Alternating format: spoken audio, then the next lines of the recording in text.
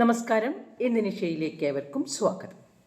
വയനാട് കല്ലാടിയിൽ മേപ്പാടിക്ക് സമീപം നിർമ്മാണത്തിലിരിക്കുന്ന അനക്കാംപൊയിൽ കല്ലാടി മേപ്പാടി തുരങ്കപാതയുടെ കവാടത്തിൽ ജൂലൈ 7 ഉണ്ടായ ദുരന്തം പരിസ്ഥിതി സംരക്ഷണത്തിൽ ഉണ്ടായ ഗുരുതരമായ വീഴ്ചയുടെ ഫലം തന്നെയാണ്.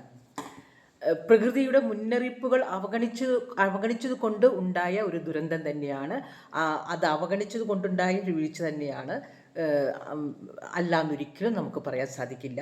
ഇത് ഒരു പ്രകൃതി ദുരന്തമേയല്ല. ഇതിൽ മനുഷ്യൻ്റെ ഇടപെടലുകൾക്ക് വലിയൊരു പങ്കുണ്ട് താനും. നിർമ്മാണ കമ്പനിയുടെ ഭാഗത്തു നിന്നുണ്ടായ വീഴ്ച തന്നെയാണ്. തുരങ്കം തുറന്നപ്പോൾ പുറത്തെടുത്ത ടൺ കണക്കിന് മല്ലുകളും പാറക്കെട്ടുകളും കവാടത്തിന് സമീപം കുന്നുകൂട്ടിയിട്ടിരിക്കുകയായിരുന്നു. ഇത് കാലവർഷം കടുപ്പിച്ചതോടെ ജില്ലാ ഭരണകൂടവും പ്രകൃതി ദുരന്ത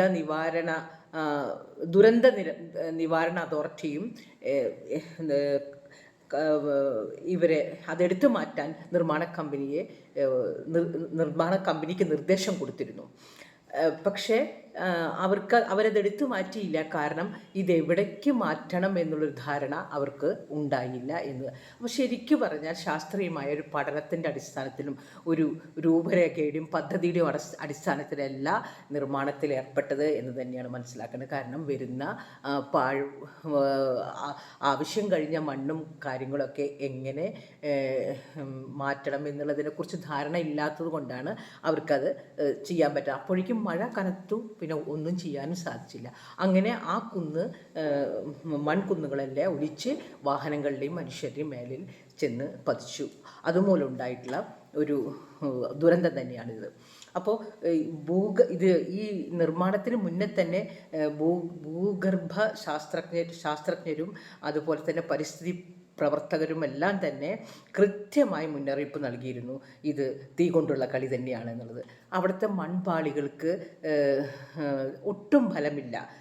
വയനാട്ടിലെ മൺപാളികൾക്കൊന്നും ഒട്ടും ഫലമില്ല. അത്തരം മൺപാളികൾക്ക് ഫലമില്ലാത്ത ഒരു പ്രകൃതി ലോല പ്രദേശത്ത് തുരങ്കം വയ്ക്കുന്നതും മലനിരകൾക്ക് തുരങ്കം വയ്ക്കുന്നത് ആ മലനിരകളുടെ സ്വാഭാവികമായ ഘടനയെ വളരെയധികം ബാധിക്കും എന്നുള്ളതും അതിനെ ആ സ്വാഭാവിക ഘടനയെ തകിടം മറിക്കും എന്നുള്ളതും അവർ മുന്നറിയിപ്പ് നൽകിയിരുന്നു. പക്ഷേ ആ മുന്നറിയിപ്പുകളെല്ലാം തന്നെ കാറ്റിൽ പറത്തിക്കൊണ്ട് അല്ലെങ്കിൽ തൃണവൽക്കരിച്ചുകൊണ്ട് അവഗണിച്ചുകൊണ്ടാണ് നിർമ്മാണത്തിൽ ഏർപ്പെട്ടത്. അപ്പോൾ താമരശ്ശേരി കുരുക്ക് ഒഴിവാക്കാനായിട്ടാണ് കോഴിക്കോടിനും വയനാടിനെയും ബന്ധിപ്പിക്കാനും എളുപ്പത്തിലെത്താനും വേണ്ടി മാത്രമാണ് ഇത്തരമൊരു തുരങ്കപാത നിർമ്മിക്കാൻ കാരണം. വികസനം വേണ്ട എന്നല്ല ഞാൻ പറഞ്ഞത്. പക്ഷേ അതിൻ്റെ പൊതു പ്രാധാന്യം പരിഗണിച്ചുകൊണ്ട് തന്നെ സുപ്രീം കോടതി അടക്കം വളരെ കൃത്യമായ നിബന്ധനകളോടുകൂടിയാണ് ഇതിനെ അനുമതി കൊടുത്തിരുന്നത്. പക്ഷേ ആ നിബന്ധനകൾ കൃത്യമായി പാലിക്കപ്പെട്ടിട്ടില്ല എന്നുള്ളതാണ് മനസ്സിലാവുന്നത്.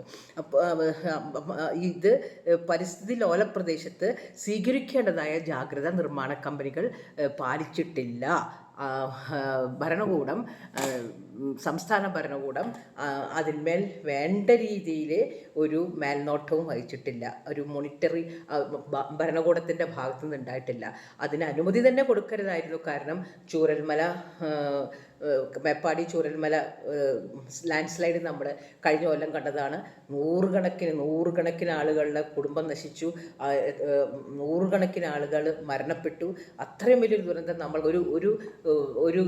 ഒരു ടൗൺ തന്നെ മാപ്പിൽ നിന്ന് ഭൂപടത്തിൽ നിന്ന് പോയി എന്നൊരവസ്ഥ വരെ നാം കണ്ടതാണ്. അത്രയും നമ്മൾ സങ്കടകരമായ അവസ്ഥയെ കേരളം അതിജീവിക്കുക എന്ന് പറഞ്ഞാൽ ആ പാവങ്ങളുടെ പേരിൽ കുറേ പണപ്പിരിവ് നടത്തി.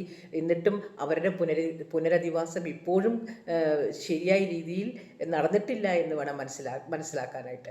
പലർക്കും കിട്ടിയിട്ടില്ല. അതിന് എതിരായിട്ട് ഒരുപാട് പരാതികളും ഉയർന്നു വന്നിട്ടുണ്ട്.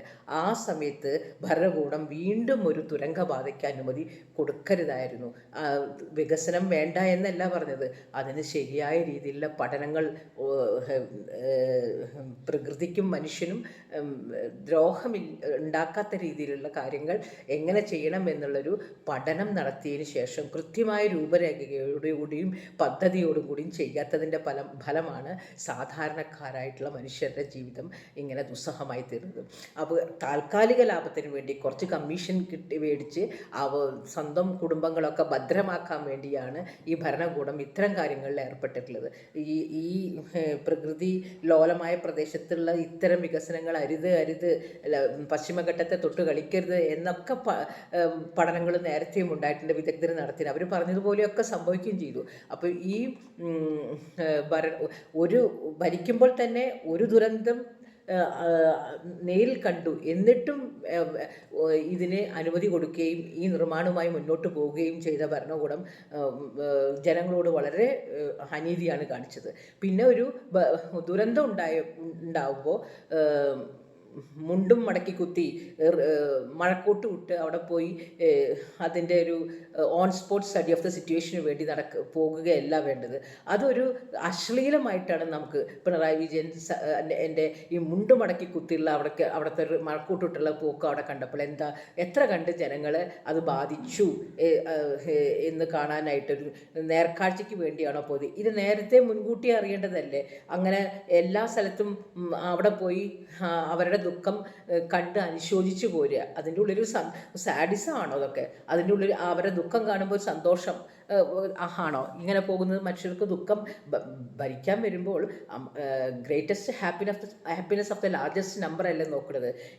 ഇത് കൊണ്ട് ഇങ്ങനൊരു സംഗതി ഉണ്ടാകുമ്പോൾ എത്ര ജീവൻ, പ്രകൃതിക്ക് എത്ര ദോഷം വരും, പരിസ്ഥിതിക്ക് എത്ര ദോഷം വരും, മനുഷ്യർക്ക് എത്ര ദോഷം വരും, മണ്ണിന് എത്ര ദോഷം വരും എന്നൊക്കെ ആലോചിച്ചതിന് ശേഷമല്ലേ ഒരു വിവേകമുള്ള ഭരണകർത്താക്കൾ അതിന് അനുമതി കൊടുക്കാവൂ. മനുഷ്യരും മൃഗങ്ങളും കാടും ആവാസ വ്യവസ്ഥയൊക്കെ മൊത്തം തകിടം മറിച്ച് മൊത്തം ഡിസ്റപ്റ്റ് ചെയ്തിട്ടുള്ള ഒരു വികസനം നമുക്ക് എന്തിനാ?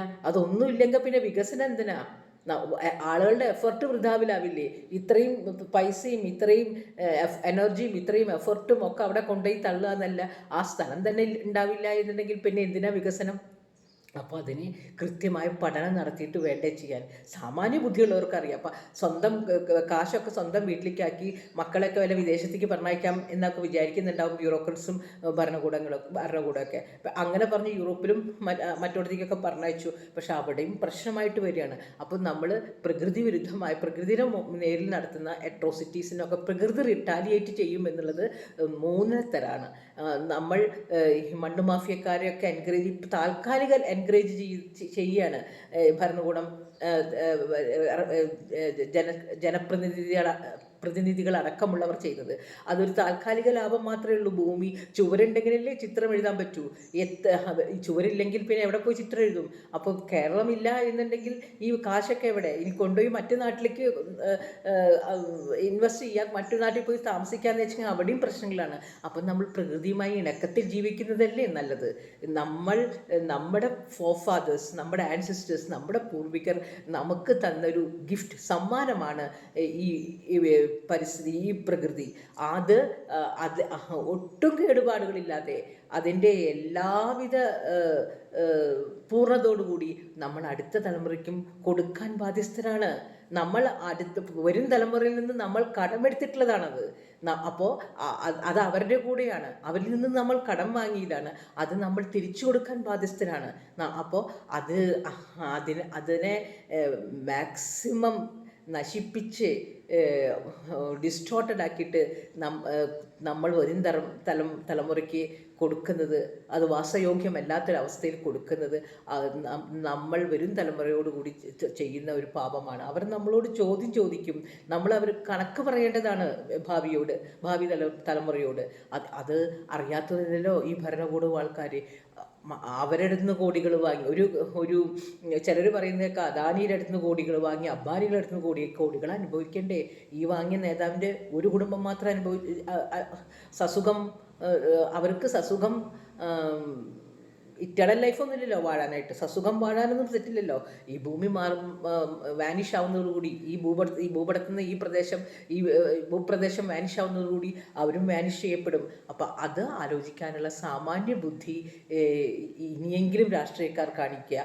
അല്ലാതെ ദുരന്തം ഉണ്ടാവുമ്പോൾ മുണ്ടും മടക്കി കുത്തി റെയിൻകോട്ടും ധരിച്ച് അവിടെ പോയി ഇങ്ങനെ അവിടെ നിരീക്ഷിച്ചു പോരുന്നത് ഒരു അശ്ലീല കാഴ്ചയാണ്.